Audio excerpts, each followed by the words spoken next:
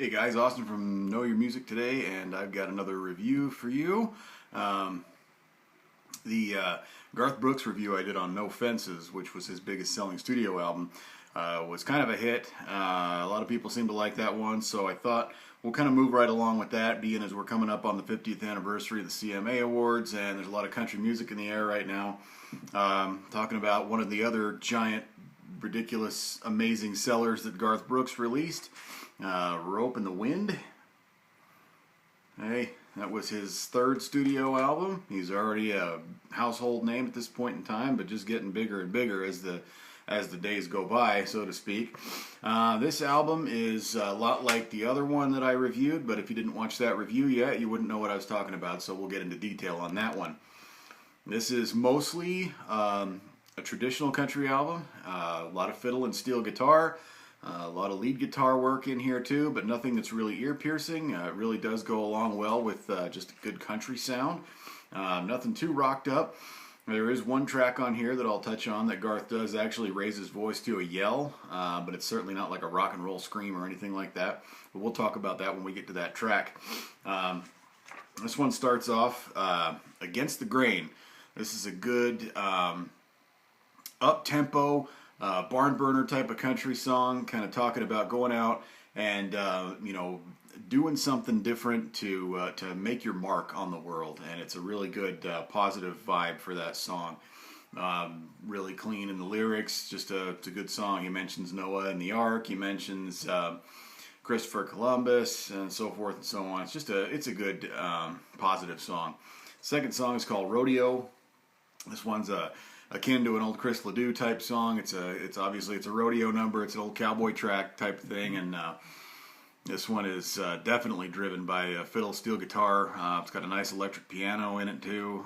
It's kind of a darker sound, and it's a tough on relationships kind of song, which seems to be the the common theme with a lot of rodeo songs that we hear.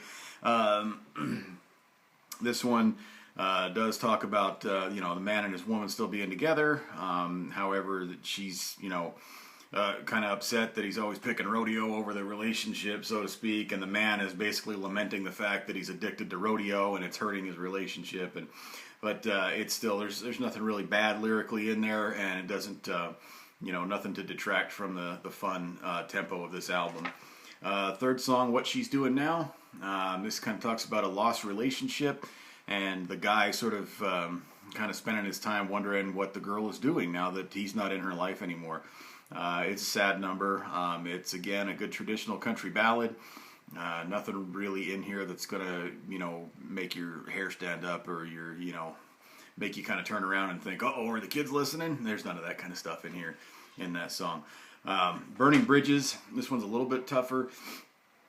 It's a mid-tempo, again, traditional style country song, again, driven by the fiddle and the steel guitar. This one talks about how the man keeps finding reasons. It's sort of a Jerry Seinfeld type of thing right here, if you know who Jerry Seinfeld is. Anyway, he keeps finding reasons to have relationships fall apart, basically, admitting that it's him, that he's the reason why that it's not working, and that, he ends them badly, so there's no going back. He's burnt those bridges, and it just keeps barreling down on him, and he keeps turning around and seeing the bridges burning. And anyway, so he's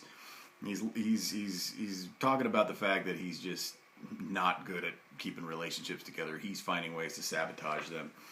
Papa Love Mama. This one is up-tempo country rocker, sort of a honky-tonk type of song. Talks about a truck driver who, was madly in love with his wife, but since he's always gone on the road, his wife has found somebody else, okay? And it talks about, it's being sung from the child's point of view. It doesn't specify how old the child is in the song, but he talks about how the dad came home one night and, with a bottle of wine. He does touch on that.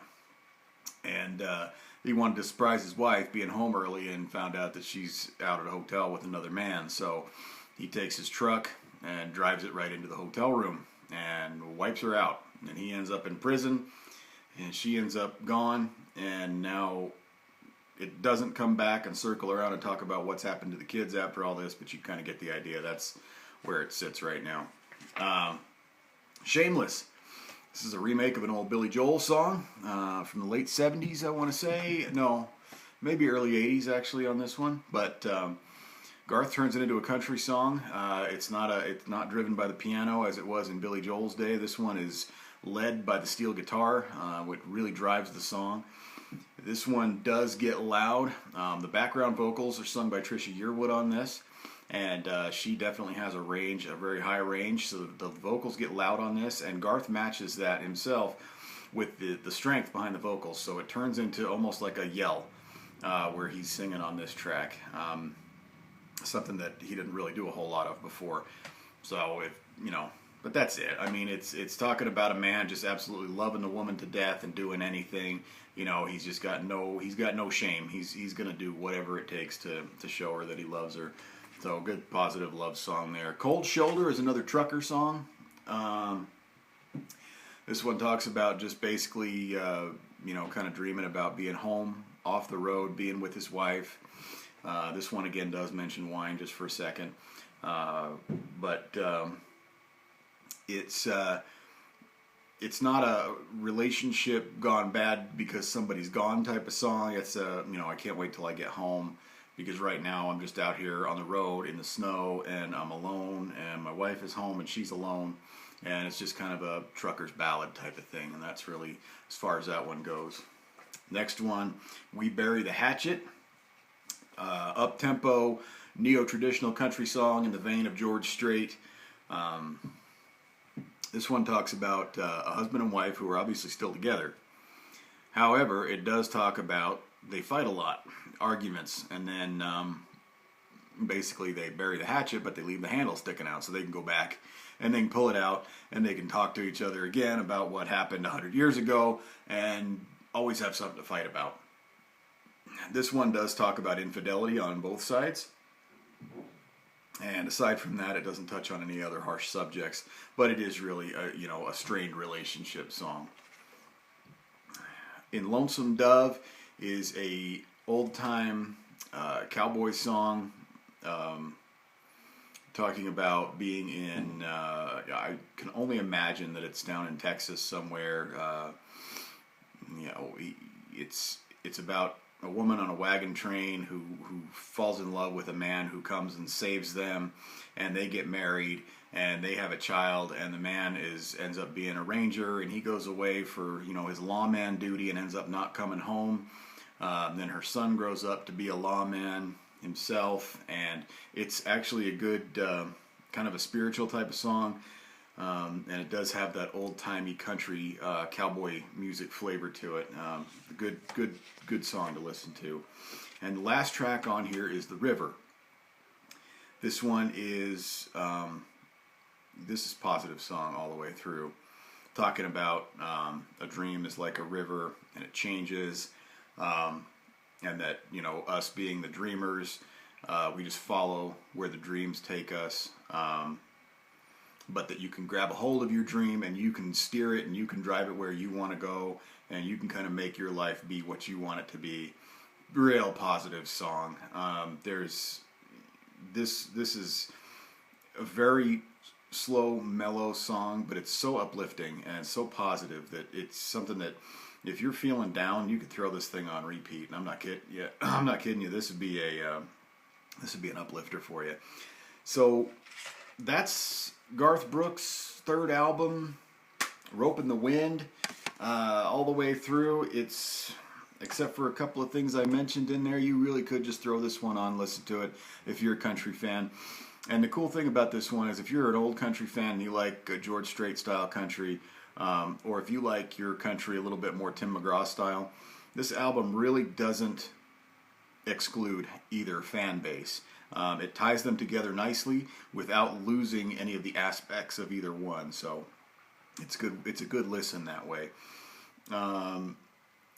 And I think, it's worth mentioning that Garth's first 6 studio albums are produced just amazingly. The sound quality is terrific on all of these, and this one is no exception.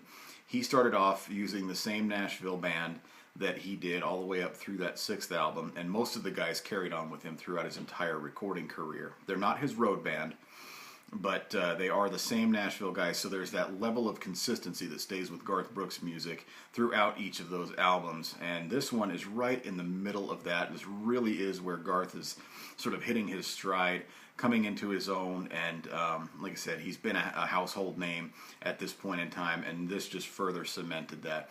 So really, if somebody was to say, who is Garth Brooks, and you wanted to explain it to them really quickly, you would give them this album to listen to, okay?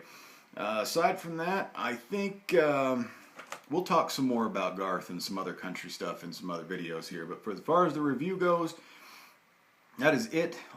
Give me a thumbs up, like, subscribe. Give me some requests down there in the comments. Email me, knowyourmusicnow@yahoo.com. Check out Facebook.